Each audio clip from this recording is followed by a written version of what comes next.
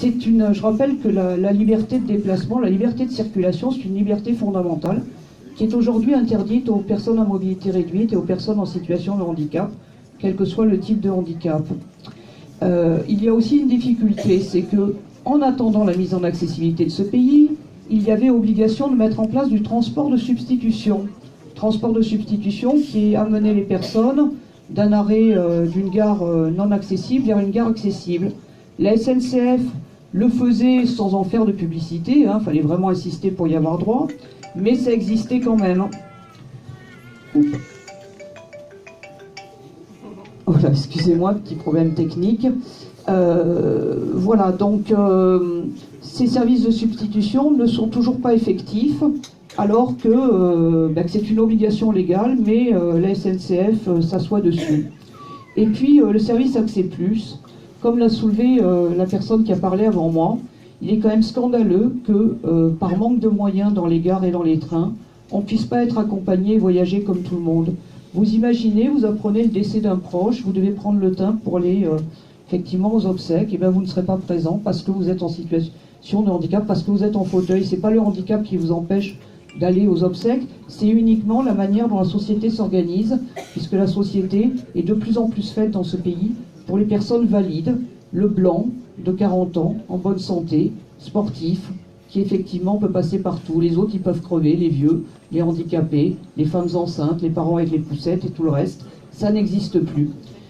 Donc effectivement, c'est pour ça qu'Andy Social est aux côtés des cheminots, pour dire que ça suffit, et parce qu'effectivement, il semble utile aujourd'hui de faire converger les luttes, puisqu'on est face à un gouvernement que je ne vais pas appeler autiste, puisqu'effectivement, l'autisme, c'est quand même une qualité, alors que ce gouvernement en a beaucoup moins. Voilà.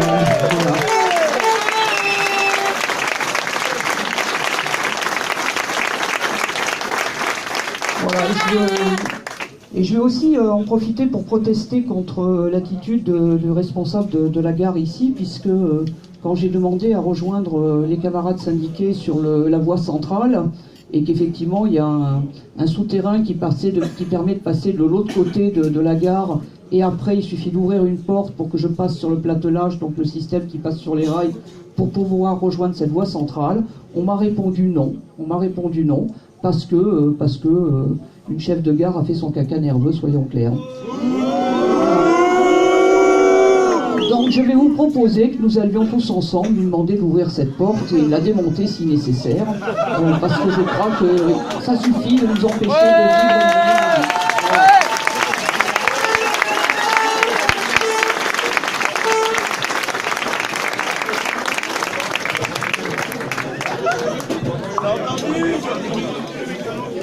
Ça a coupé la vidéo, j'ai pris le relais avec moi. Bonjour à toutes et à tous, Dominique Sadger, conseillère régionale communiste d'Occitanie.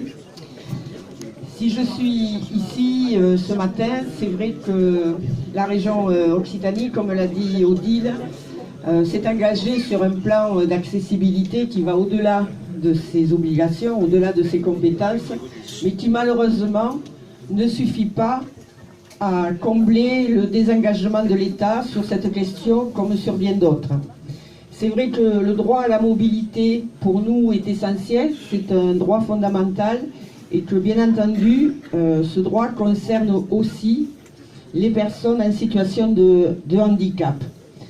Face à cette injustice, nous sommes mobilisés et je crois que c'est un exemple tout à fait parlant de ce que réserve la loi, enfin la réforme proposée par le gouvernement en termes d'intérêt général, de service à la population.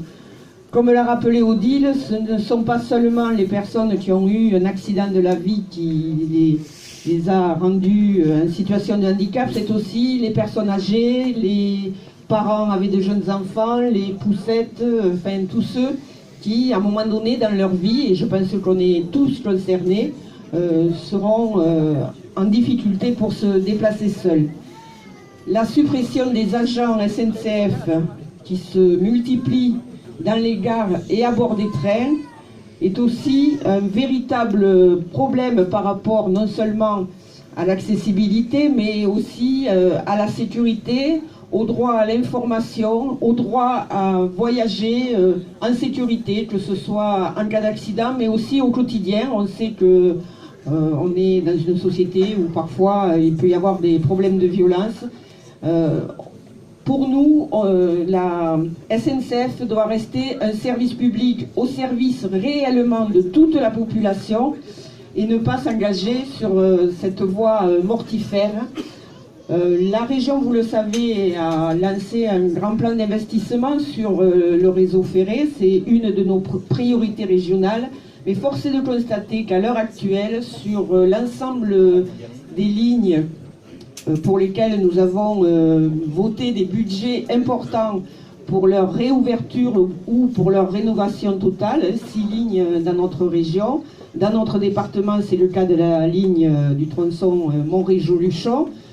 Là aussi, nous avons affaire à un désengagement de l'État qui se traduit par un investissement régional sur cette ligne qui est pourtant une ligne nationale, avec la région qui investit 25 millions d'euros, l'État à travers le contrat de plan État-région 6 millions et SNCF Réseau 4 millions.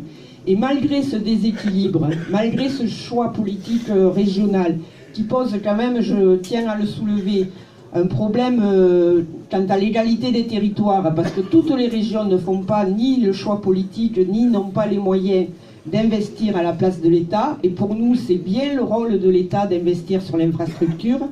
Mais même quand nous décidons de pallier ces carences, aujourd'hui, la direction de la SNCF, appuyée sur le gouvernement, fait le choix de retarder les études, de retarder les débuts des travaux. Et ça va être une vraie bataille. Et là aussi, nous aurons besoin de l'ensemble de la population et des cheminots pour que les engagements pris soient tenus. Nous, sur Montrégeau-Luchon, le conseil régional a programmé une réouverture de la ligne début 2020. Je pense qu'il va falloir vraiment faire comprendre à la direction de la SNCF que nous sommes tous décidés à ce que ces lignes rouvrent. Nous sommes la seule région où des réouvertures de lignes sont programmées.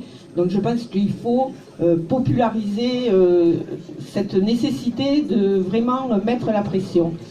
Et bien entendu, pour nous, le mouvement social en cours à la SNCF est un appui pour nous. J'ai envie de dire, nous sommes là, mais c'est pas les politiques qui viennent en appui du mouvement social. Je crois qu'en l'occurrence, c'est le mouvement social qui vient en appui aux politiques qui ont décidé de mettre en place des politiques sociales, des politiques au service du service public et donc des populations. Je vous remercie.